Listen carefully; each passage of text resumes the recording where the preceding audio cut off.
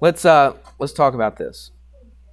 You've done some things. They don't actually call this lesson substitution elimination.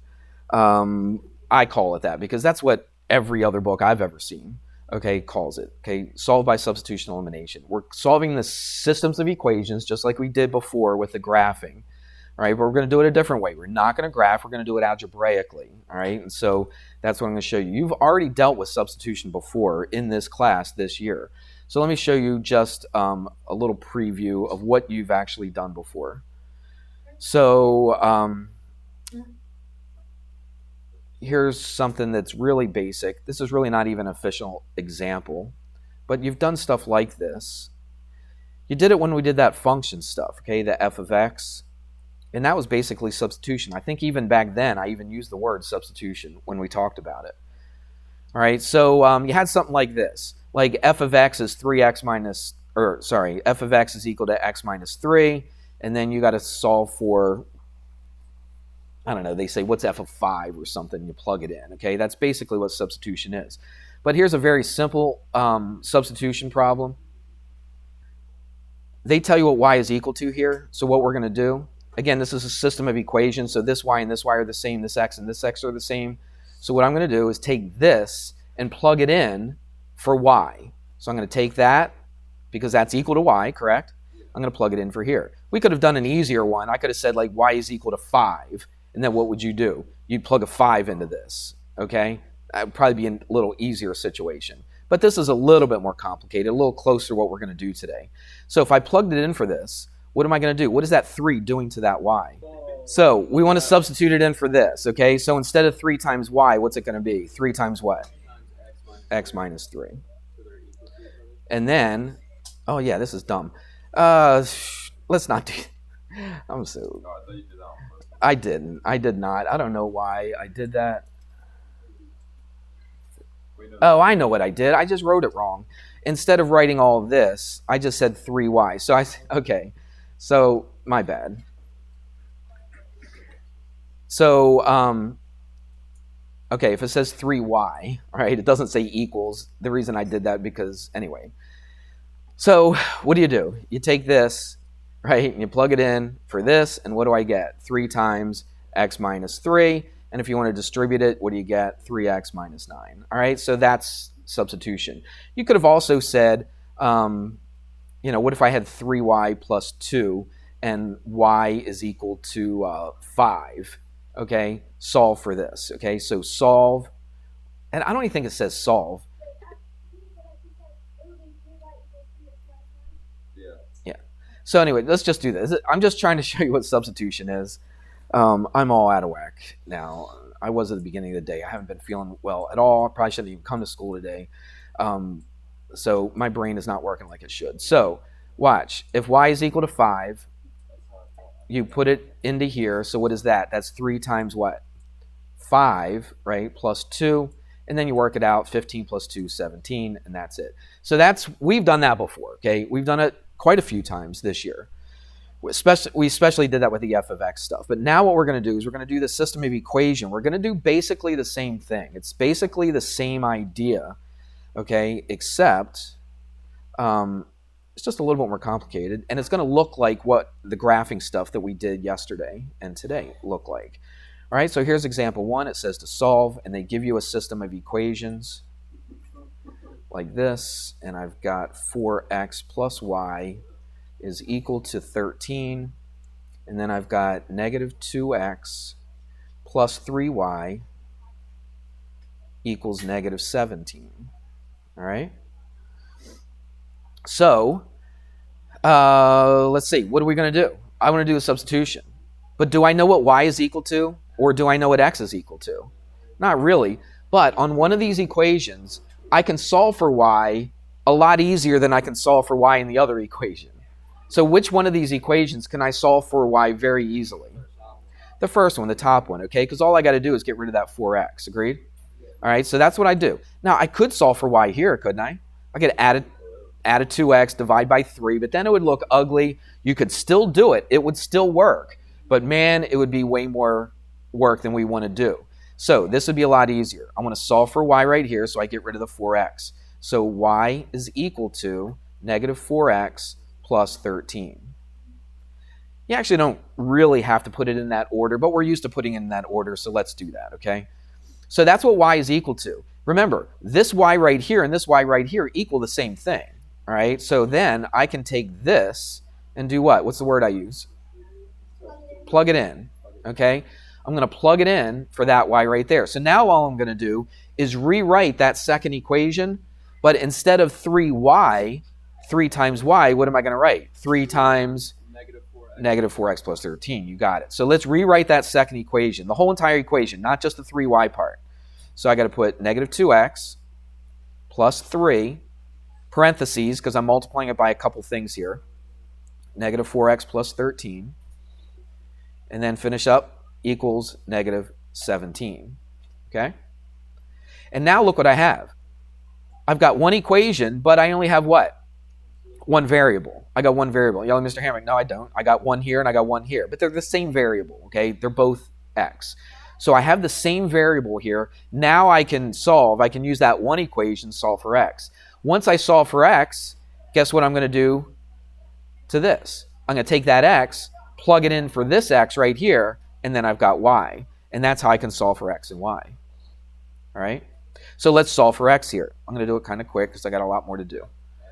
So I'm going to, well, first of all, I'm going to distribute that 3 through here. So what do I get?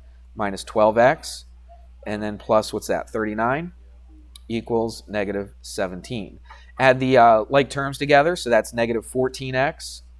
Tell you what, in the same step right now, let's just subtract a 39. So what's that going to be? That's a 16, that's a 4, 5, 6, negative 56, is that right? All right, divide by negative 14. Oops, negative 14 and x, I think that's 4. Yep.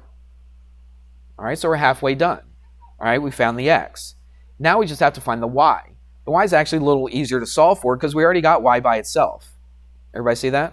So now what I'm going to do is I'm going to take this x and I'm going to plug it in right there to that x right there. Now, if you wanted to, you could put it into the original equation and then solve for x. It'd be the same exact thing. If you wanted to, you could put that 4 into this one right here. But what do you think is the easiest version to put that into? I would say the version right here when we got y by itself. All right, so you could put it into either this one, or this one. It doesn't matter. You'll get the same exact answer no matter which one you do. So if you wanted to try it on your own, you're like, Mr. Hamrick, I don't believe you. There's no way if I put it into this, or sorry, for this right here for x, it's going to work. All right, it will, I promise. So let's do the work. So y equals negative 4. Negative 4 times what? 4, because that's what we found to be x, and then plus 13. All right, y equals negative what? 16 plus 13, y equals negative 3. Now, I probably wouldn't mark it wrong if you circle x equals y equals, but how did we write our answer when we did the solve by graphing stuff? An ordered pair. So how do you think we're going to write our answer here? As an ordered pair. So we're going to go 4, comma, negative 3. Okay? And that's how you do substitution. It's a little bit of back and forth. Okay, but the main thing is just to get either y or x by itself, right? And you just look, how did I know to get this y by itself? Just because y was already kind of by itself, didn't have a number with it, right? Didn't have a coefficient with it, all right? So that just makes it a little bit easier, all right? You could have gotten this y by itself if you wanted to. Or if you wanted to, you could have gotten this x by itself right here at the beginning. Or solve for this x at the beginning. But they would all work, okay? But it would be way too hard, okay? It'd be way too much work. And we don't want to do that. We want to do it the easiest way, don't you? I do too, okay? Just because I'm the teacher, right? I want to do it the easiest way possible. So this right here, it just slapped me in the face and said, solve for me, all right? When you get a variable with a coefficient of 1, right, or just no number in front of it, that's the one that you want to solve for, okay? That's the easiest one to solve for. Everybody got that? Okay. And then you get that. That's the first part. And then what do? You take that y, you plug it into the other equation. Don't plug it back into itself because you're going to find out that everything's going to cancel out, all right? It won't work. So you have to plug it into the other equation. So if you solve for y right here, you have to take what y is equal to and put it in for the y in the other equation. That's really important to understand. You got it? Okay. Let's do another one. And I think we'll probably stop here. We only got 5 minutes left anyway. Probably would have had another 5 minutes if I didn't have to put up with that foolishness. So let's see. Example 2. Now, really, the substitution part's really pretty much the same. Well, it's not. This one's a little tougher. Not a little. It's considerably. I don't know, tougher is the word, but yeah, you probably think it was. So let's do it. It's a little more tedious. Let's say that. All right, what don't you like already? Absolutely. I'm on board with you, okay? I agree with you. I would rather not have fractions if I didn't have to deal with it. But life is full of fractions. All right? Everything doesn't come out to a perfect even number. All right? So we got to know how to work with fractions. I'll give you a little, it's not really a trick. I guess it's a trick. It's a little method, a little way to get rid of the fractions. So what we do, look at the fractions. I got a 3 on the bottom, a 2, and a 3. What we're going to do right off the bat is to get rid of the fractions. Okay, we do that by multiplying everything by the common denominator or the least common multiple. You've heard those words before? So if I have a 3 and a 2 and a 3, what's my least common multiple? It's 6. It's the smallest number that 2 and 3 both divide into evenly. Did you hear what I said?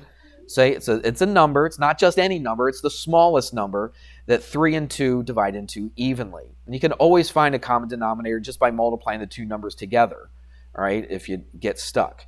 So what we're going to do is we're going to multiply everything by a 6. Now I have to multiply everything by a 6 because remember the rule that says whatever you do on the left-hand side, you got to do on the right-hand side. That's what I'm applying right here. So I multiply both of those by 6 and what? The other side by 6 as well. Everybody with me? So that's pretty easy. Now watch what happens. This is what's really nice about doing this step right here.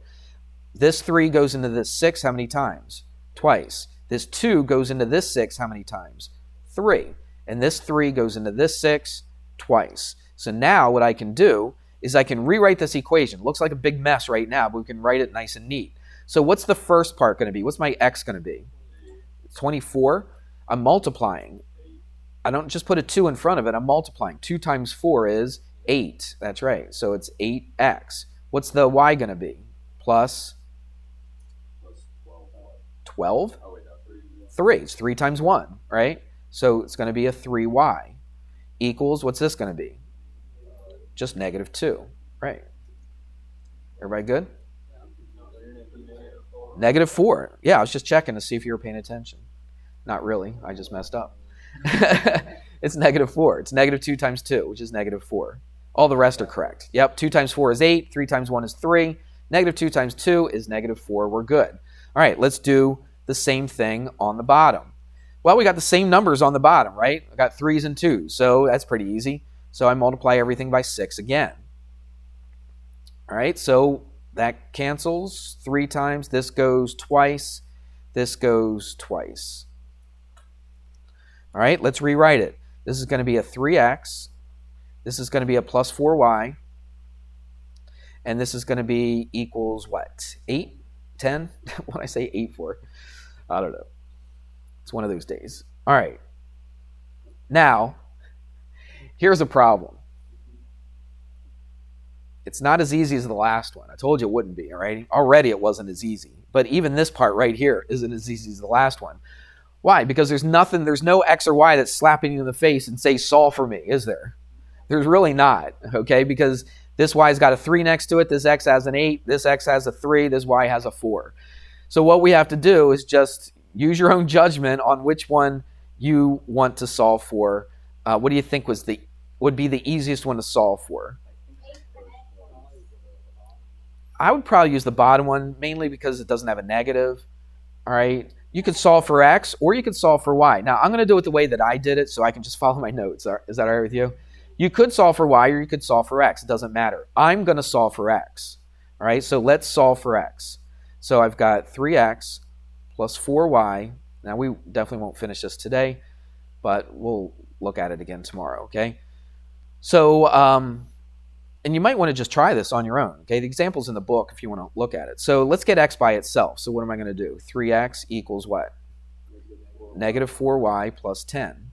And now let's do this. Divide by 3. Divide by 3. All right, so x is negative 4/3 y plus 10 over 3. Oh, you know what? Well, yeah. I was going to say something else. But now, that's not my answer, okay? What am I going to do with this? I'm going to take this and plug it in where? No, this x equals this to the other x, not the one that you worked with originally, okay? So you can't put it back into here or everything will just cancel out. You have nothing left.